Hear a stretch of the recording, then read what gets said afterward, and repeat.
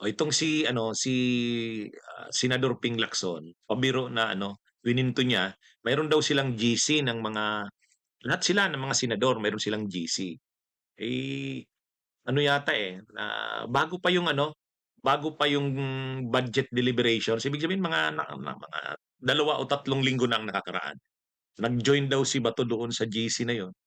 Sa biniro daw siya ni Bato.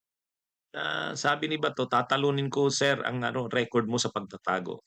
Alam naman natin kasi si Lacson, nagtago rin yan si Lacson noon.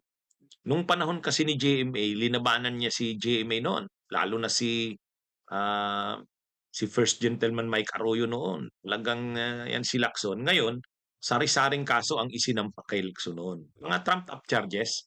Parang kung ano ang ginawa ano ang ginawa ni Duterte kay Laila de Lima, ginawa din yan kay Lacson noon. Doon yung naging kasangkapan noon si Mike Defensor yan si Mike Defensor ngayon. Na-involve na rin yan noon sa mga pag-operate kay Lacson para makulong ito. Kaya lang na naggo din yan si Lacson noon. Ah, pero ewan ko kung anong naging kwento. Mukhang siya sa Malaysia yata siya o sa Singapore nagtago. Nag-backdoor siya.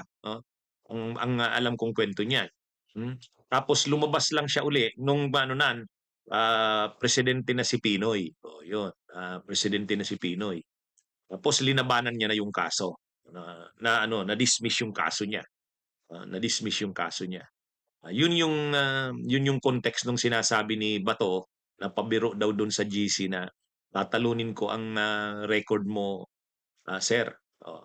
Siyempre sir kasi mas senior sa kanya si Lacson pagdating sa PNP. At saka sa PMA. Biniro naman daw ni Lacson, pabiro na advice, galingan mo ang pagtago mo.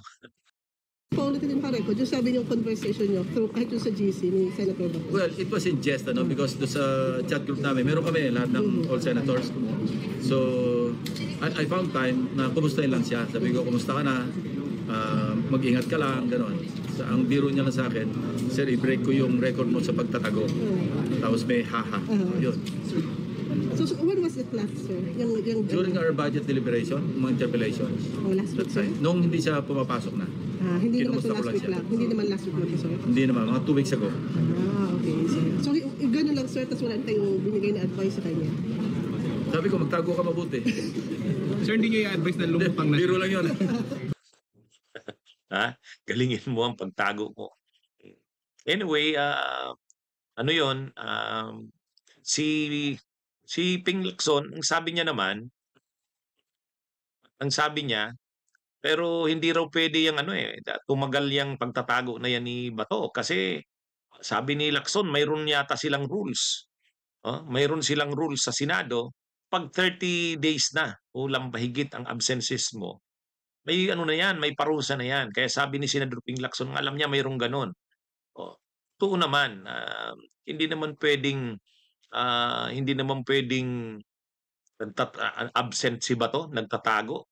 Abuti na ng lampas 1 buwan, 2 buwan, tapos parang wala lang sa Senado, hindi parurusahan si Bato. Paano yan? Malalagay sa alanganin ang Senado kapag ganyan. Malalagay ang Senado.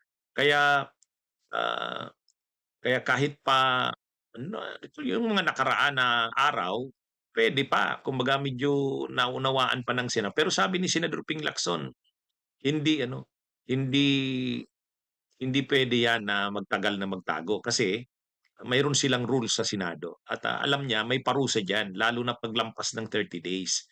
Si Senador Soto naman medyo umiinit na ang ulo ni Senate President Soto kasi siyempre siya siya ang presidente ng Senado. Hindi pwedeng hindi nila disiplinahin si Bato. Kaya pag tinatanong sa ganyang issue si Senate President Soto, medyo nagiinit na rin. Ang sabi niya, mag-file na kasi kayo, yung mga kritiko ni Bato, o mag-file kayo ng ethics complaint. Hmm? Yun ang pero yun na nga, talaga namang hindi naman pwedeng idepensa yan nila Senate President Soto at sa kanila Senador Ping Lacson, si Bato. Hmm? Kasi hindi naman pwedeng nagtatago ka. Ah, ah, dahil sa ano, wala pa nga, hindi pa nga lumalabas ang ICC arrest warrant, magtatago na. Oh, kaya ano din 'yan, napakahirap niya na idepensa sa parte nila ng liderato ng Senado, eh. Mahirapan silang idepensa 'yan. O kasi, nagsisweldo kahit hindi pumapasok, hindi nagtatrabaho. Ang malala pa dito, unethical yung ginagawa na 'yan, ni hindi man lang nakikipag-usap.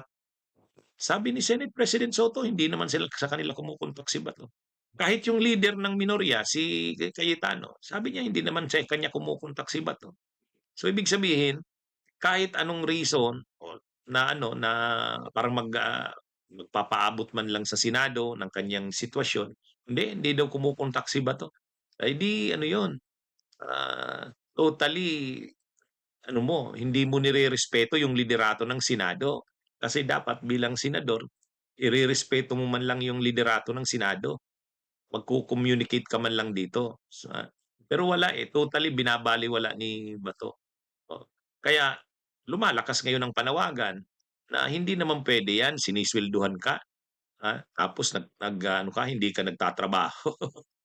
Kumbaga, sa ordinaryong manggagawa nga, kahit sa gobyerno, sa private or sa gobyerno ka, pag nag-absent, hindi ka nagtrabaho, wala kang bayad. No work, no pay. O, tapos ito, hindi naman isang araw, isang linggo, 2 linggo. Hindi isang buwan na yan. Sa December 10. Kasi November 11 yung unang session ng Senado matapos yung kanilang break. Tapos hindi na makita si to at hindi man lang papaabot ng kung ano sa liderato. Kaya ano 'yan, unethical na 'yang ginagawa ni Bato. Tsaka ano 'yan, ilalagay niya sa nakakahiyang sitwasyon ang Senado. Bunyog, bunyog, halikan na kasama ka.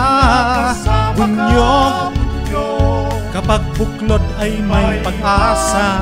Luzon, Visayas, Mindanao, isa ang pananaw.